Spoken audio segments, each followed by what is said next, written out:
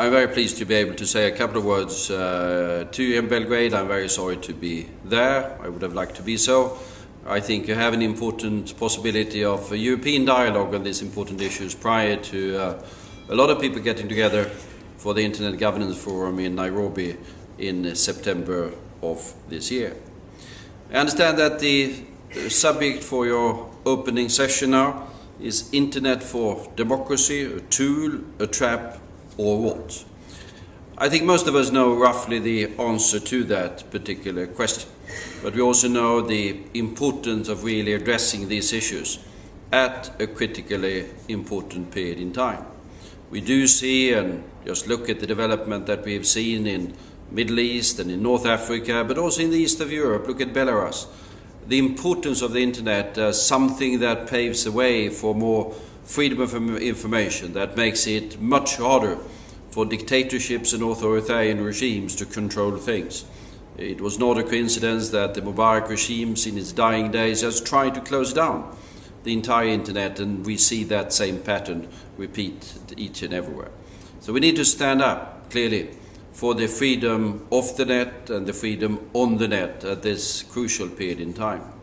At the same time, and slightly separate, but they are related, we see, of course, a trend among also democratic governments to join with those who want to regulate more and more. And I can certainly agree there are needs, as there are in all of society, to have an amount of rules and an amount of regulation and an amount of codes of behavior. But I think it's exceedingly important that we don't carry this too far.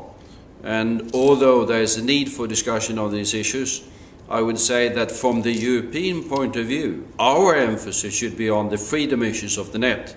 There are other voices in the world that are pressing in another direction, and we should be on our guard against those particular tendencies. And I think we need to develop as unified and a strong European voice on these issues as we can. I hope that you've been able to see the report that was presented by Frank LaRue, the UN Special Rapporteur on Freedom of Expression, that he presented to the UN Human Rights Council in Geneva. We've been helping him, along with others, in his work during the past year, because we think these issues are of paramount importance for the future, and we now hope that this report will be the basis for a very broad discussion, not only Europe, needless to say, but we need to broaden it across all of the countries of the world, because the Internet is under threat and freedom is under threat, and we in Europe have to stand up for the freedoms of the world and for the freedom of the Internet. One issue and one conclusion that is coming out of his report, which I think is important, is that blocking and filtering of content popular in certain quarters should be avoided. I think it is a disturbing fact that a number of governments have been more sophisticated, have become more sophisticated in trying to monitor the behavior and also to a certain extent to censor the content of the net. We must send a strong message that according to the values that we represent, this is simply not acceptable. The solution is another one. Of course, there are evil things on the net. There are bad things on the net. The net reflects society. There is, as a matter of fact, bad things said on telephones. And there are even evil things said on telephones. Even happen on television. It even happens on public squares. But the answer is not to close down the telephone system or ban television or prevent manifestations in the streets. It is to address the problems that are there in society itself. The Internet is mirrors society, and a free society should retain a free Internet. Another important aspect of the freedom on the Internet is the responsibility of actors other than the governments, for example, the intermediaries of the Internet. As regards deciding on the limitations of the Internet content that might be there, the state should never hand that responsibility over to the private sector, to different intermediaries.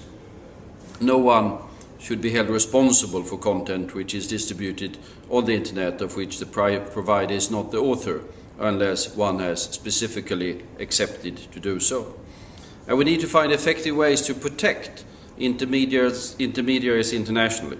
One way could be to promote national systems by which content can only be ordered to be blocked after ruling by a court. Obviously, on the internet, government will have to respect the obligations according to fundamental rights. And I'm pleased to see that we are getting more and more clarification regarding how this is supposed to be done. But we should also encourage private companies of different sorts to behave responsibly on the internet. That should be based on voluntary commitments. I welcome in this particular context, of course, the work that is underway in the framework of the global network initiatives, and I would encourage more and more also European companies to join that particular important work. I see that the Swedish investment firm Folksam is one of those that have recently joined, and I congratulate them on that decision. I'm also pleased that the current revised OECD guidelines for multinational enterprises does encourage enterprises to support cooperative efforts to promote internet freedom through respect of freedom of expression, assembly and association online. This revised guideline should be seen as a useful tool to enhance the different cooperative efforts that obviously are so necessary in this area. Despite the fact, which is undisputable, that governments are getting more and more savvy on how to monitor and control the net, my strong sense of belief is that the social media, with its powerful and unique way of communication, is here to stay, to promote open societies, to promote freedom, to promote a more open world. It is simply not possible to control fully.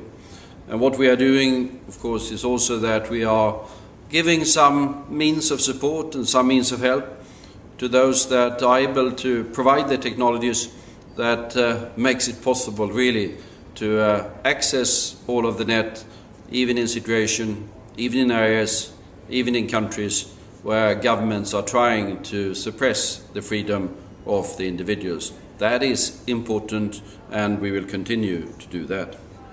There are many very concrete, very difficult issues that I hope that you will be able to address during your days in Belgrade. I think it is important that we have strong European voice in the global debate on these particular issues, both on the freedom of the net and the security of the net. And I always stress that I think it's important that these two address together. Otherwise, there's a risk that we get sort of a freedom lobby and a security lobby and a civil war between them. There should be one internet lobby that deals with both the security issues and the freedom issues and shows that they go together.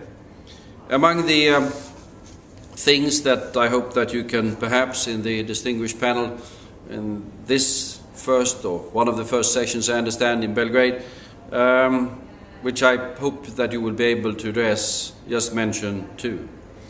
Is there a need at the international level to develop more adequate norms regarding companies, governments and individuals' behavior on the internet to protect the freedom of the internet? And if the answer is yes, what kind of normative action should then be possible? What could be the most effective in conformity with the values that we've been discussing?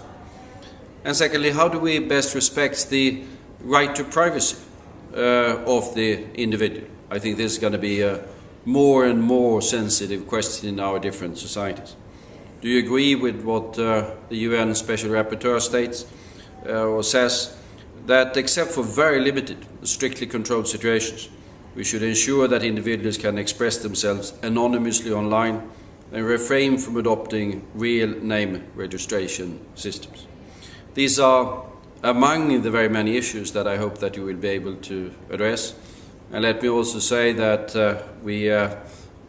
I'm pleased to announce, someone else might be announcing it, that Sweden, through the Swedish Post and Telecoms Agency, will host your next meeting in 2012. So have a nice time in Serbia and welcome to Sweden next year.